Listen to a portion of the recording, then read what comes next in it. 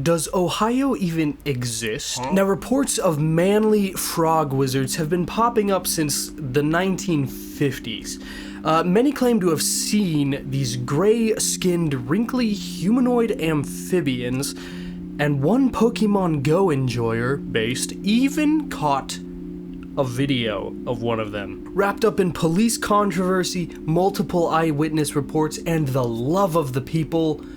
What is up, everybody? I'm the Ratman, and this is the Loveland Frogman.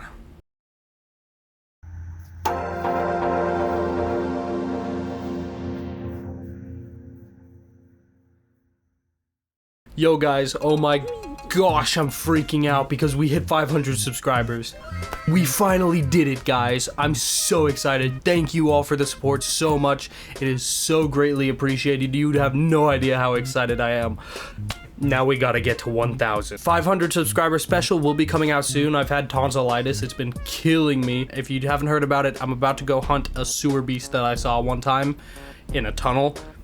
Gonna be epic. I might die. But without further ado, all of that said, let's immediately jump into the first sighting of this frog dude. Now, in the dark early morning of May 1955 at 3:30 a.m., a businessman named Robert Hunnicott was driving down a lonely stretch of road that pans along the Miami River in Clermont County, just outside of the small town of Loveland, Ohio. As he was driving along, something very odd grabbed hold of his attention. He came screeching to a stop as he saw three sort of reptilian-looking humanoids all huddled together just off the edge of the road. Robert sat in his car on the curb and observed these entities for about 3 minutes, just like, what the frick is going on? And they were looking at him too. It was just like a situation between both parties, you know what I mean? He claimed that the creatures were 3 to 4 feet tall.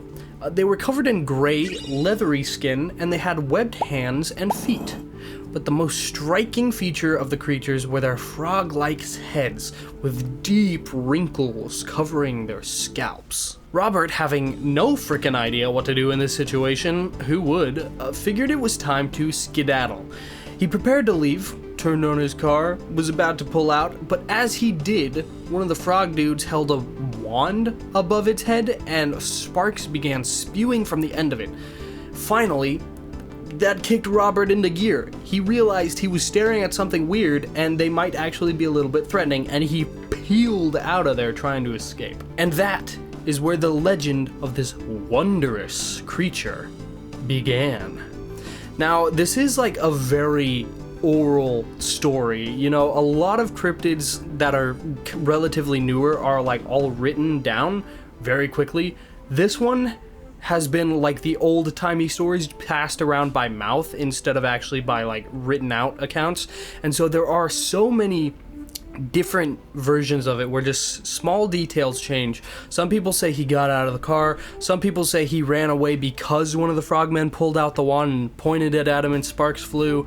The basic consensus seems to be that he like, as he was leaving, sparks started flying, is what the basic seems to be, but details are kind of sparse. And we'll find that with the other sightings too, even though they're even newer and by police and actually had more written reports. It's kind of interesting. So, the second sighting happened March 3rd, 1972, almost 17 years after the initial sighting. Officer Shocke was driving towards Loveland on Riverside Road at about 1 in the morning. The road was icy and it was covered in snow, which was causing the officer to drive pretty slow and cautiously. Honestly, snowy roads are the coolest roads to drive on. Y'all should do it. It's if you're not dumb. It's well, I'm dumb, but it's good practice. Anyways, now the added road hazards also caused the officer to become more observant, which led to him seeing a strange dog near the curb.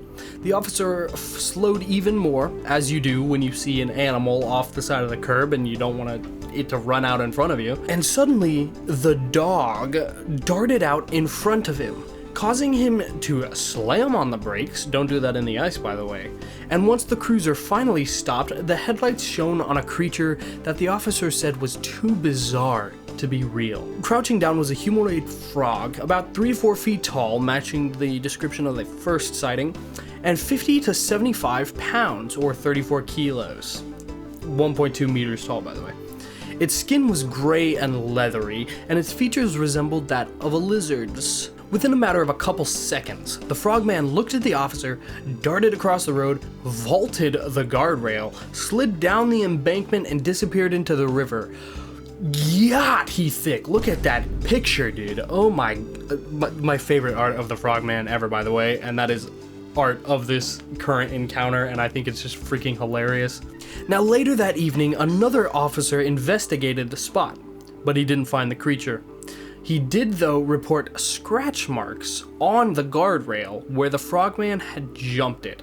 Now keep this in mind, because later there's going to be some disproving accusations by another officer, and he gave the weight, 50 to 75 pounds. He said it was 3 to 4 feet tall, and another officer went and corroborated that there were scratches on top of the guardrail where the frogman had jumped over. Keep that in mind. Now that was it for the second sighting, but nearly 2 weeks later, we get our third official sighting. Officer Mark Matthews had a more adrenaline-pumping encounter. At an unspecified time, Officer Matthews was driving into Loveland when he spotted what he believed to be an injured animal just lying in the middle of the road.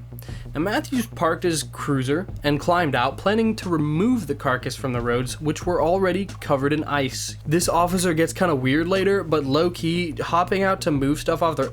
I wish the police around here would do that. I live in a small town and they just park on my private property to speed trap. I wish they'd pick up the dead animals, dude. Now, as Matthews was looking at this thing, the creature suddenly leapt upwards into a crouched position, startling Matthews and causing him to draw his revolver and immediately open fire. Now, here's where the story differs. A lot of people say that he missed and the creature got away. Other people say that he shot it and the creature got away.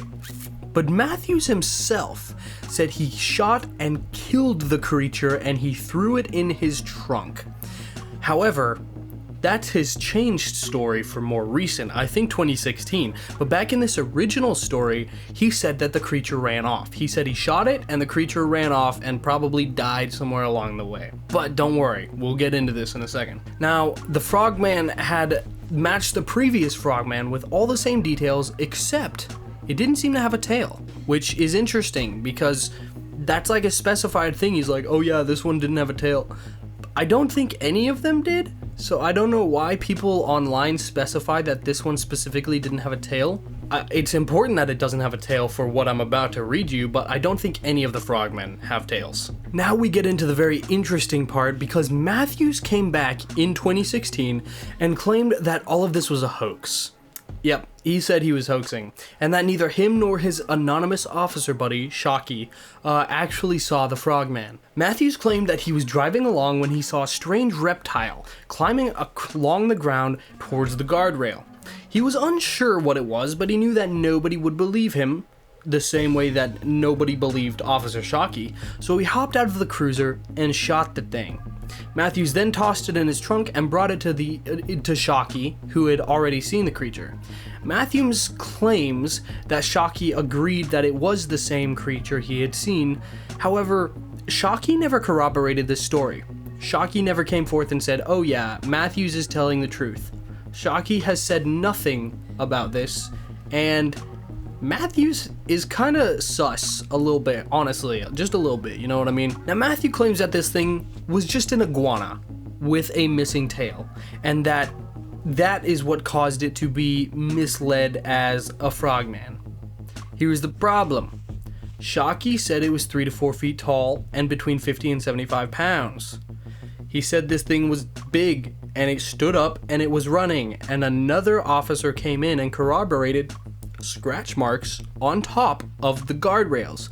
The iguana would run under the guardrails, so it doesn't actually line up with Shocke's story, and Matthews is trying to dispute Shocke's story, but Shocke never came forward and said, yeah, he's telling the truth.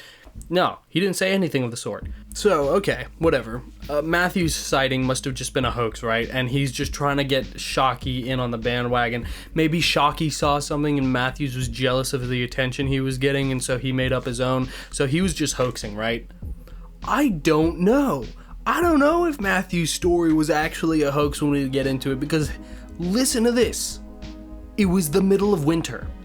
Do you guys know anything about iguanas?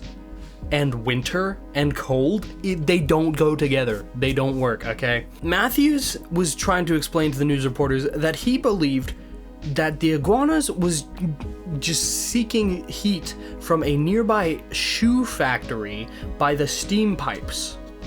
Could be. An iguana could do that, possibly, and survive there, right? And then he was saying it would go out near into Loveland and surrounding areas and venture for food. Couple problems with this. Iguanas are mostly foliivores, meaning like 90% of their diet is dark leafy greens. It's winter. There are no dark leafy greens. The other 10%, they eat fruits and vegetables. None of those either. You ain't gonna find those in the winter time. Now, that being said, iguanas can survive for a few weeks without food, so maybe it was released from captivity just before Shocke had seen it, if we're assuming what Matthews is saying is true and Shocke is also agreeing.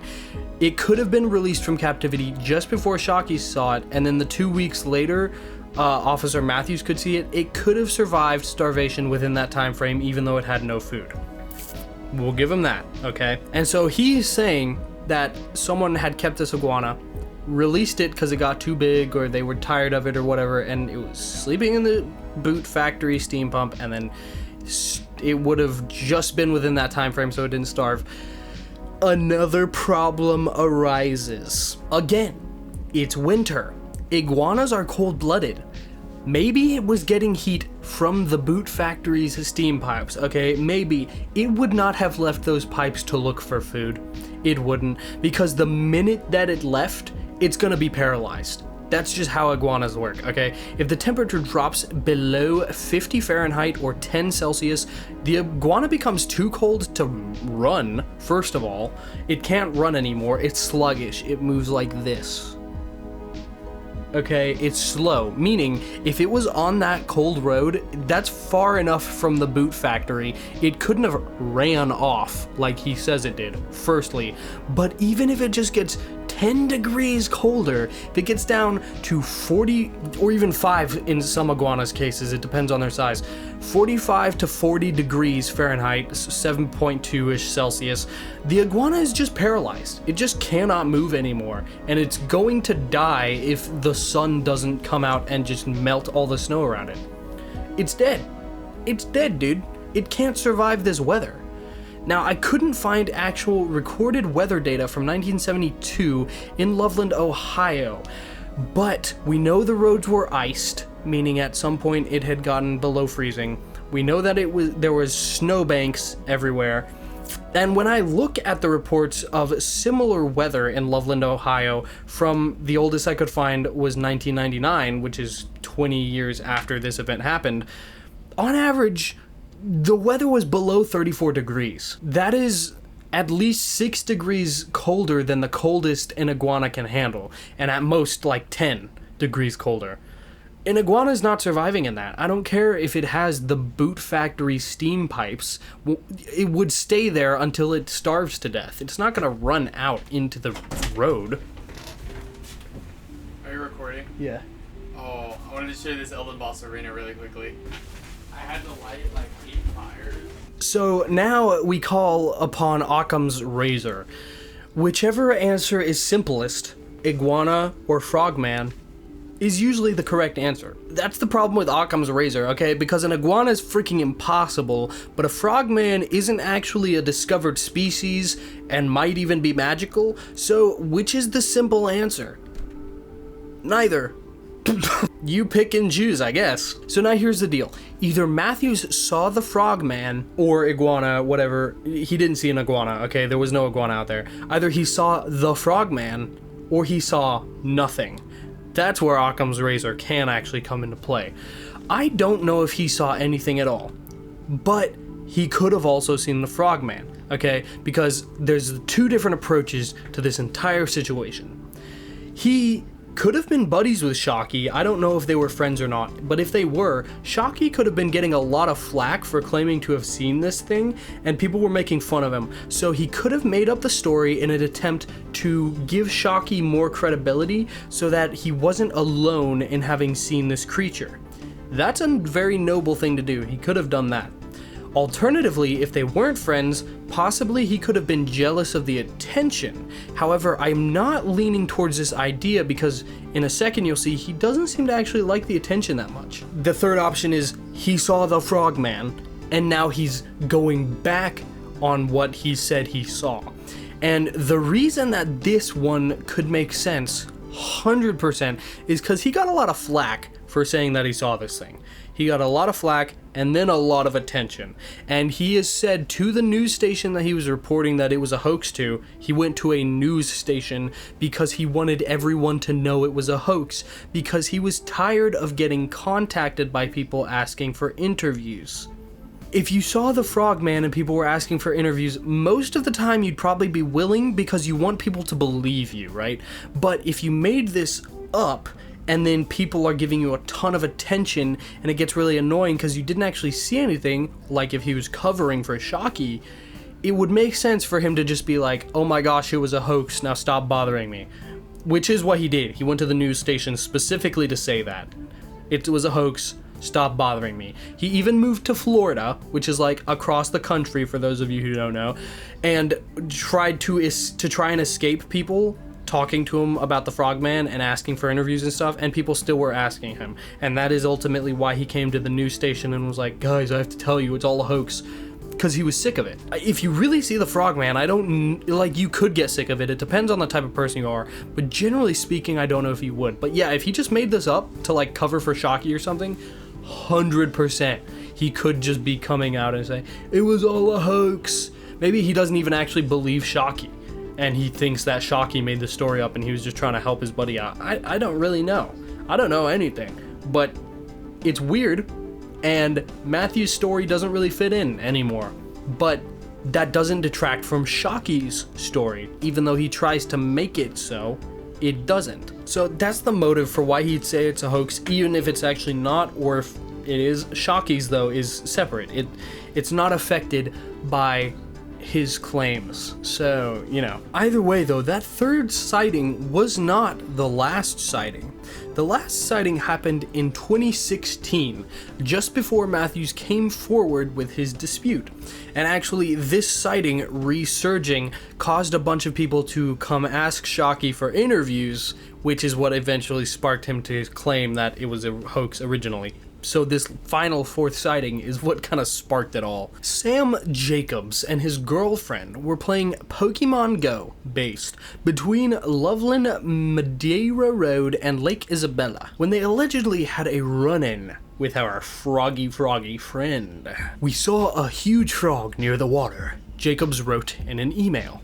Not in the game. This was an actual giant frog. Jacob stopped playing Pokemon, which is wild, by the way. People were dying, and he just actually put the phone down, and he decided to snap a photo of the dude taking this picture. Okay, it's 2016. I'll cut him some slack on the camera quality, but bro, you had such a solid chance to get, like, groundbreaking footage of this thing. Then the thing stood up and walked on its hind legs. I realize this sounds crazy, but I swear on my grandmother's grave, this is the truth, he wrote. The frog stood about 4 feet tall. Still aligned with other previous accounts. When they returned to Jacob's girlfriend's house, Jacob's girlfriend's parents told them of the legendary frogman. Apparently neither of them had heard about this dude beforehand. Jacobs was unsure, though, if this thing was the actual legendary frogman, or if it was just a super big frog, which is an excellent question. Either way, I've never seen anything like it, he concluded. That's not me trying to do a British accent, by the way.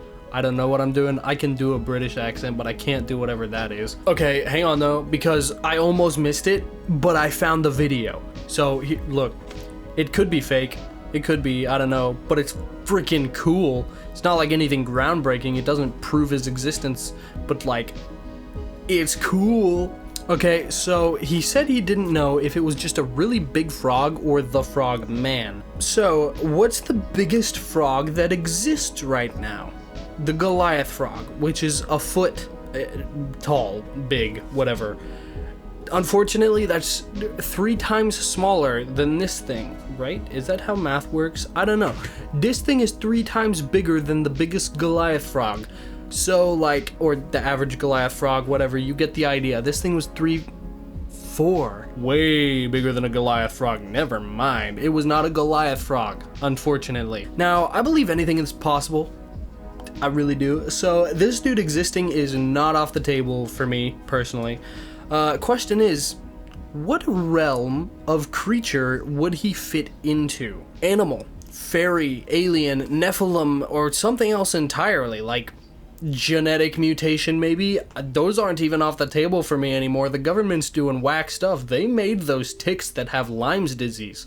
For all I know, they're making frogmen in my basement's basement. Now, this creature does resemble the reptilian aliens that are pretty popular right now, or were more popular, but you know, but they seem to have like vastly different demeanors than them. The reptilians are usually really manipulated and they just exude malice. Like, you just look at them and you're terrified and you can tell they hate you. But the frogmen, they give none of that. They don't give off malice.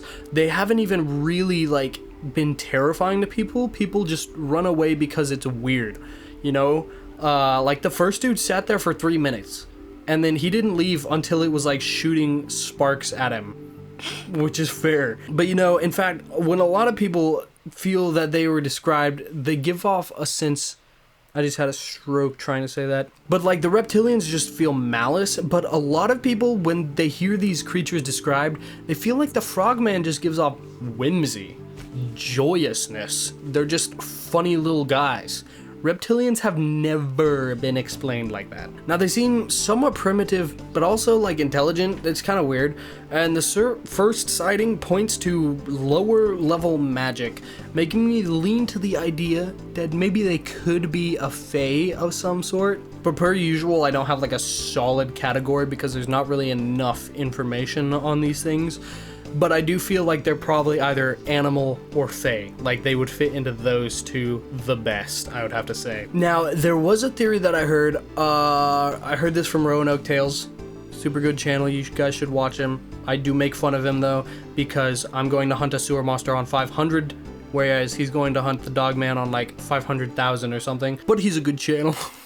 Now, similar to the iguanas theory, he proposed the idea about giant salamanders, which are still probably a no-go, but very much so more likely.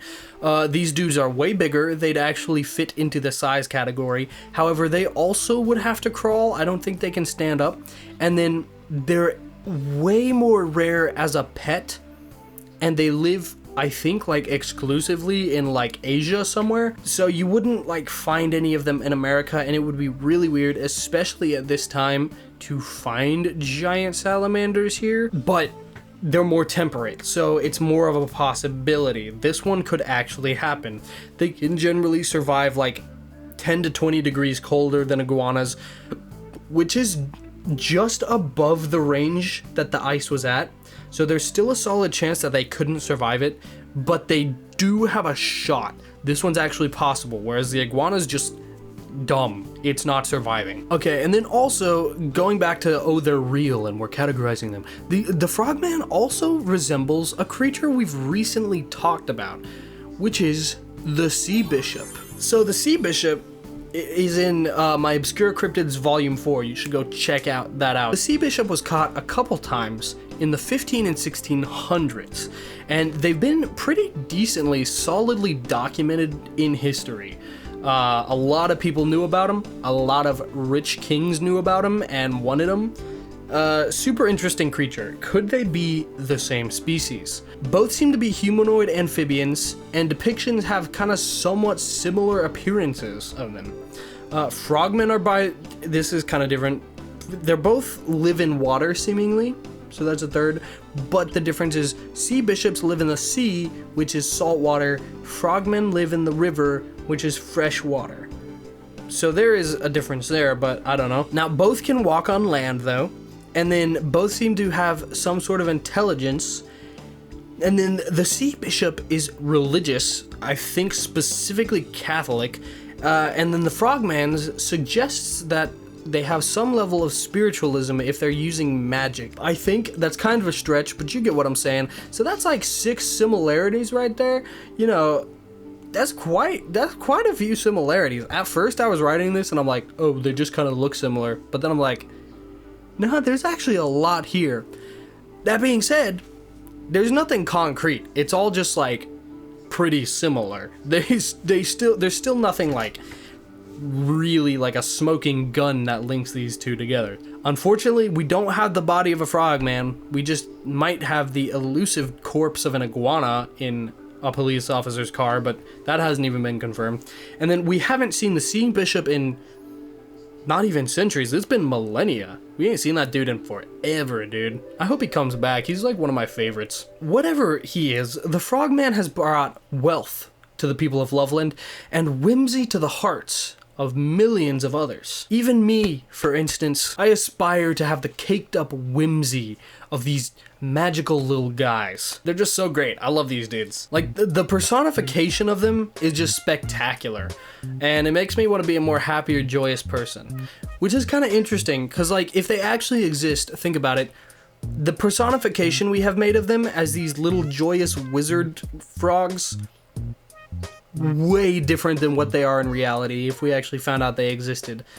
But I just love that we've turned them into, what they have become in our eyes, and now we can look at them as role models like I do. I will be like a frogman. I will become a frogman. Through all the sightings and through the years of everything going on with these dudes, maybe we could all learn a thing or two from the frogman in video. So, what you guys think? What's your opinion? We are at 500 subscribers. It just hit me again. I'm so excited. Anyways, I like these dudes. I think they're super fun, super vibey, one of my favorite cryptids. And I was just like, I've been wanting to do a video on them for like over a year, like since the beginning. And I was just like, oh, I'll wait. I keep shoving off the big ones like skinwalkers and stuff. Oh, I'll do that when I have more of a fan base. This is when I should do it because this is when it's gonna get pushed out so I actually get a fan base, you know what I mean? So I just said, screw it. I'm gonna make a frogman because I want to, and I really like the frogman. And his nickname ends with man. My nickname ends with man. Match made in heaven. I just love these dudes. So glad I got to talk about them. And it was really interesting to get into the police controversy. And I felt like a genius. I haven't heard anyone else put together the iguana and ice story, right? They just go, oh, but then he said that it was a hoax, so it probably was a hoax, even though it's a little weird and shady.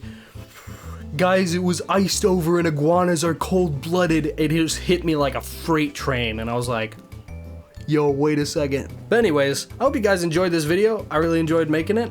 Love all this stuff. Love you guys. Thank you for the 500 subscribers. Subscribe, because now we're aiming for 1,000, and I can't believe I'm saying that. Give me some ideas for like 1,000 subscriber special, because I don't know how I'm gonna top this one, okay? Unless I just do another hunt for the Rat Man, but I feel like that's kind of lame. So give me some ideas. I can do crazy things short of expensive travel.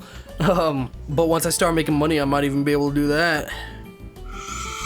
Subscribe, like the video, comment, let me know your opinions. I like to hear them.